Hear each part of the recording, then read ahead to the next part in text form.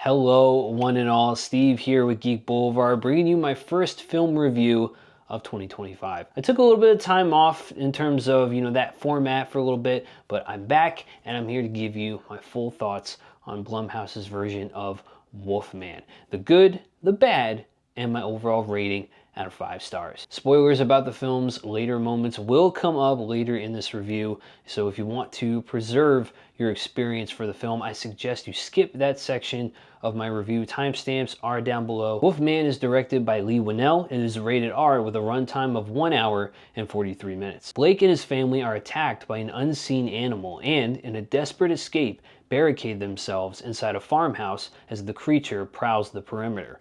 As the night stretches on, however, Blake begins to behave strangely, transforming into something unrecognizable that soon jeopardizes his wife and daughter. Let's start with the good. Right off the bat, I think Whannell did a spectacular job with his direction and his more grounded take on the Wolfman IP. This is his second attempt at modernizing a universal monster character after the Invisible Man, and I think this version of Wolfman did some great things, at least in my eyes. There's definitely potential in this story. Our main cast of Christopher Abbott as lead Blake Lavelle, Julia Garner as his wife Charlotte, and Matilda Firth as daughter Ginger really sell this story for me personally. More so Abbott and Firth, as their chemistry as father and daughter was really heartwarming to see and also quite heartbreaking to see by the film's end. Abbott really gives this fatherly, loving performance of a man who just wants to protect his family at all costs from any harm. And when he starts to go through this prolonged,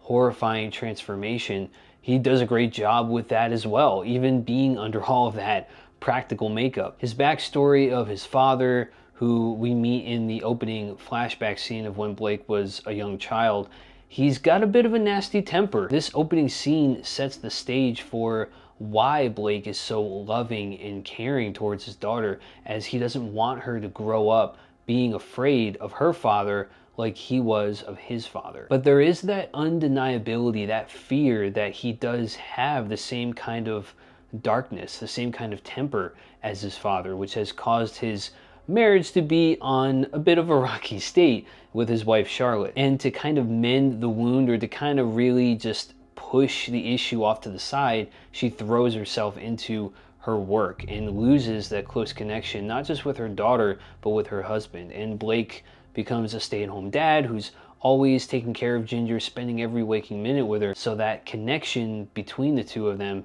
is far stronger than it is with Charlotte and Ginger. The use of practical makeup over CGI was 100% the smartest move for a film like this. In keeping with that grounded tone and the film's budget, I'm sure, it made the gradual transformation of Blake into a wolf man much more effective, as we see his humanity start to slip away more and more throughout the course of the film. His teeth falling out, his wound becoming more infected, losing his hair, his ability to speak, etc. It was all used to such smart effect. Now, some people will take issue with the design overall, I'm sure, but in my opinion, it worked, and I don't think it hindered the movie at all for me. The cinematography was fantastic. Stefan Duccio returns from The Invisible Man, and there really is great camera work on display here, and it really heightens the tension in most parts of the film for me, especially in the opening scene. The opening scene definitely sets that tone and gives the audience a glimpse into what this thing is that is in the woods, tearing wildlife apart, stalking its prey, and how this disease will come into play for this poor family later in the film. More specifically, I want to talk about the perspective shifts of Blake's family as they see him become more and more infected, and then the shift in perspective to Blake's point of view as the camera kind of pans between the two so seamlessly, and the image gets bright and distorted as we switch perspectives to Blake, and his senses are becoming so sensitive to everything around him, and his perception of the world becomes more and more distorted as the film goes on. In the scene where Charlotte is trying to reach someone over the radio, Blake walks down into the basement. The camera then shifts to his perspective as we hear that her words are very muffled and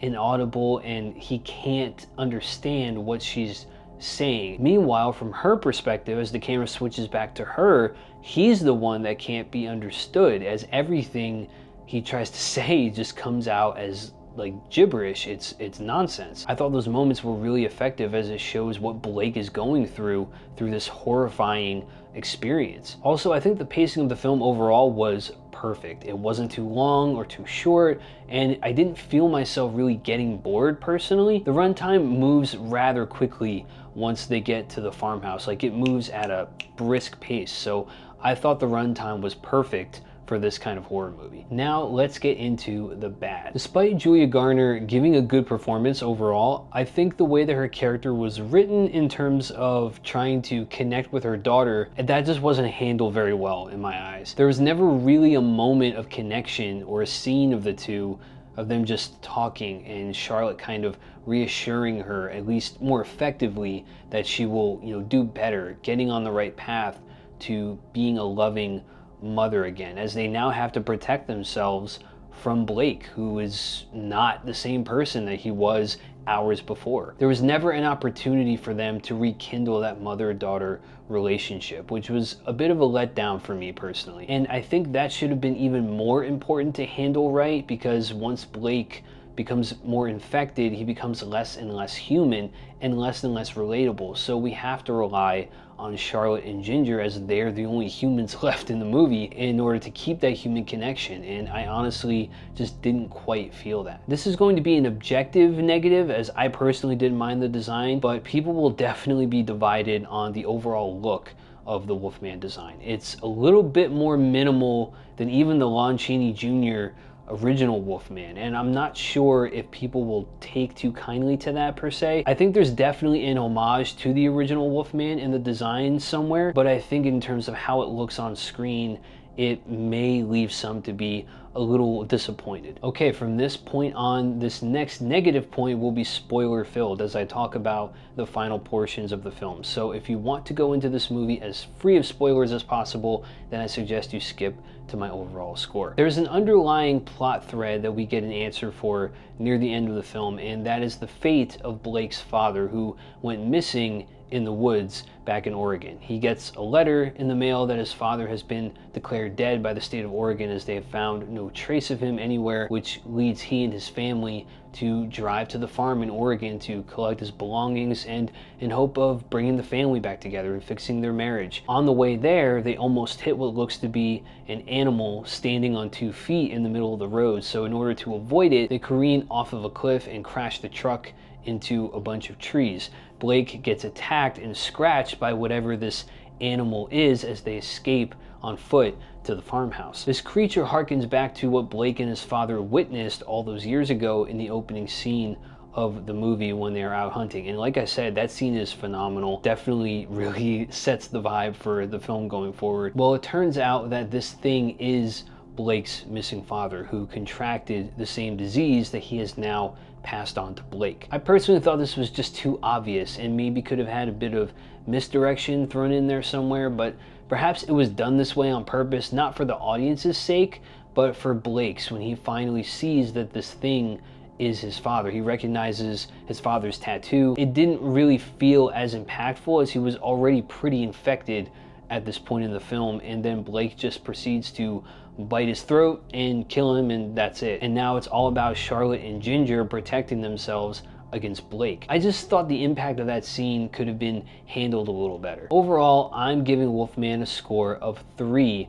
out of 5. The performances from Christopher Abbott, Julia Garner, and Matilda Firth are the major selling point for this take on the Wolfman IP. Lee Winnell and cinematographer Stefan Duccio do an absolutely amazing job with direction and camera work, and including a unique perspective on what Blake sees as he begins to transform into a monster. The film runs at a brisk pace once they get to the farmhouse, and the effective use of practical over CGI was handled incredibly well. However, this is a more straightforward horror film and not a twisting, tense thriller like The Invisible Man before it, leaving the plot to be rather predictable. There was never an opportunity for the audience to connect with Charlotte and Ginger as mother and daughter, and objectively, the overall design of the Wolfman's full look seems too minimal in its approach, which may leave audiences underwhelmed in its design. Now I want to know what you guys thought of this take of the Wolfman character. Have you seen it yet? Did you enjoy it? What type of Universal monster do you think Leigh Whannell should tackle next and put a modern spin on? Let me know your thoughts down in the comments below, and don't forget to like the video if you enjoyed, and if you haven't already, sub to the channel. Make sure you tick the bell to get notified whenever new content drops on my channel. Until next time, thank you for watching, guys, and please remember to always keep it geeky.